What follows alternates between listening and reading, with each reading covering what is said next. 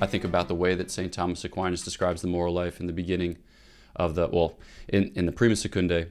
He says that you've got these different helps, as it were, that God provides us with in order to draw us to himself in the context of a moral life.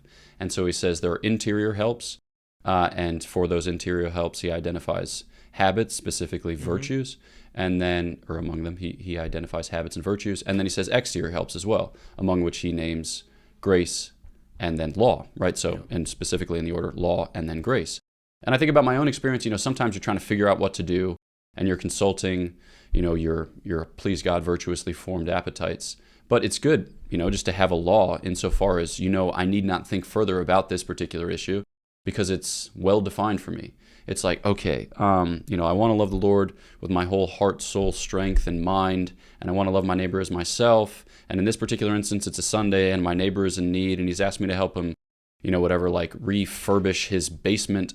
But I also know that I'm not supposed to work, and that law is very clearly promulgated. All right, and I might try to do a little mental backflip and convince myself that this is leisure, but it's work. Like I need to be able to find a way in which to do this that's not on a Sunday, for instance, and I need to be able to make it to Mass on a Sunday morning. So it's like the law just makes clear who I am, what I'm for, so that the rest of my life can take the appropriate shape in light of that fact. So I think maybe that's part of the story is to say, okay, there are laws and there are virtues, to take two big baskets, and both have a place. It's not to pit them against each other.